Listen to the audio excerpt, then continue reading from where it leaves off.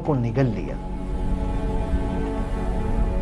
جب پورا لشکر گہری نیند کی آغوش میں چلا گیا تب ان 4000 علماء کی ایک خفیہ میٹنگ ہوئی۔ خیموں میں سناٹا تھا، کتابوں کے ورق پلٹنے کی سرسراہٹ گونج رہی تھی، ستاروں کو دیکھ کر حساب لگایا جا رہا تھا، نشانیاں ملائی جا رہی تھیں۔ اور تبھی اچانک ایک تھرتھراتی آواز میں ایک عالم نے کہا، ساتھیو، یہ وہی زمین ہے، وہی مٹی ہے جس کی خوشبو آسمانی کتابوں میں موجود ہے۔ دیکھا، میں نہ کہتا تھا یہ وہی جگہ ہے۔ مہربانی کر کے آپ لوگ بیٹھ جائیے ذرا خاموشی اختیار کیجیے۔ دیکھیے، اب یہ بات پوری طرح ثابت ہو چکی ہے کہ یہی وہ پتھریلا کھجوروں والا علاقہ ہے جہاں سے آخری نبی آئیں گے۔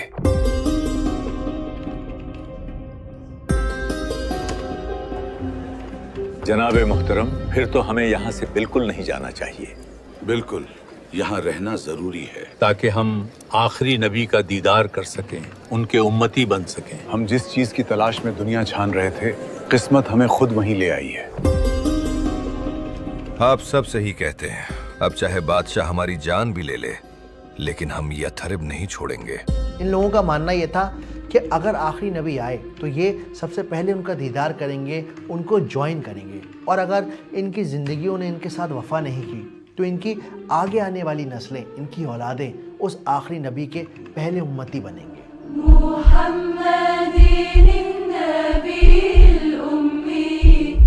اگلی صبح جب طبا کو پتا چلا کہ اس کا کوئی اسکالر آگے جانے کو تیار نہیں ہے تو وہ حیران ہو گیا، اور جب طبا کو اصل وجہ پتا چلی تو اس نے اعلان کیا کہ وہ خود ان اسکالرز کے ساتھ آخری نبی کا انتظار کرے گا۔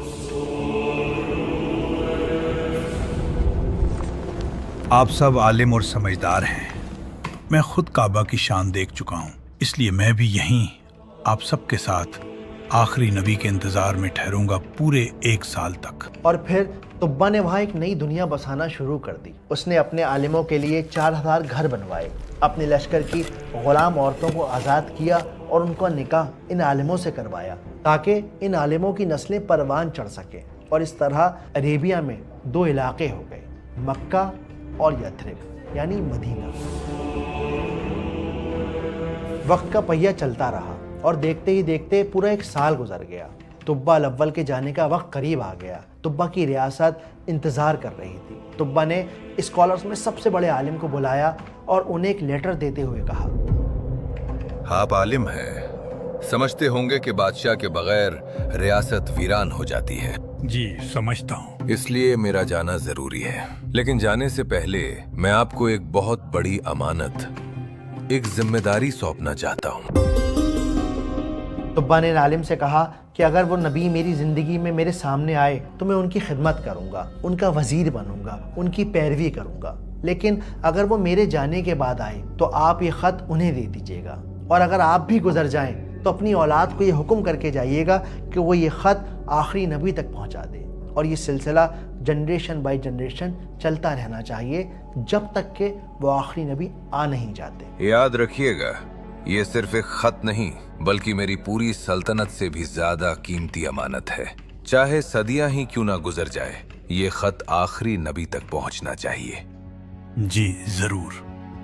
طبا اپنے گھوڑے پر سوار ہوئے، انہوں نے آخری بار یثرب کو پلٹ کر دیکھا اور وہاں سے روانہ ہو گئے، اس امید میں کہ ان کا خط آخری نبی تک ضرور پہنچے گا۔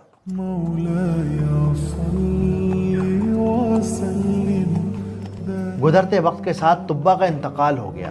کچھ دنوں بعد وہ اسکالر بھی گزر گئے، لیکن یہ خط دینے کا سلسلہ نسل در نسل چلتا رہا۔ باپ نے بیٹے کو خط دیا، بیٹے نے پوتے کو، سلطنتیں بنتی اور بگڑتی چلی گئیں، یمن کے محل ریت بن گئے، مگر وہ خط زندہ رہا آخری نبی کے انتظار میں، اس شخص کے انتظار میں جس کے آنے میں ابھی قریب 100-200 سال کا وقفہ باقی تھا۔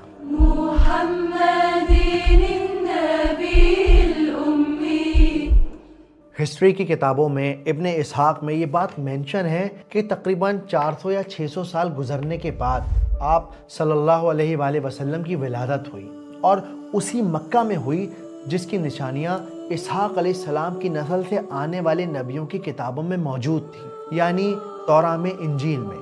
لیکن وقت کے ساتھ اس پورے یثرب میں ایک مس انڈرسٹینڈنگ، ایک غلط فہمی پھیل گئی۔ گزرتی نسلوں کے ساتھ ان اسکالرز کے بچوں کو یہ لگنے لگا کہ کیونکہ ہم آخری نبی کا انتظار کر رہے ہیں تو ہم بڑے خاص لوگ ہیں، ہم آخری نبی کے بارے میں جانتے ہیں، تو جو آخری نبی آئیں گے وہ ہماری نسل سے ہی آئیں گے اور وہ اس شہر سے ہی آئیں گے۔ حالانکہ ان کتابوں میں کہیں بھی یہ مینشن نہیں ہے کہ آخری نبی اس مدینہ شہر میں پیدا ہوں گے۔ ان میں صرف یہ بات مینشن تھی کہ آخری نبی اس علاقے میں آئیں گے، اور ہوا بھی وہی کہ آپ صلی اللہ علیہ وآلہ وسلم کے نبی بننے کے 13 سال کے بعد آپ صلی اللہ علیہ وآلہ وسلم نے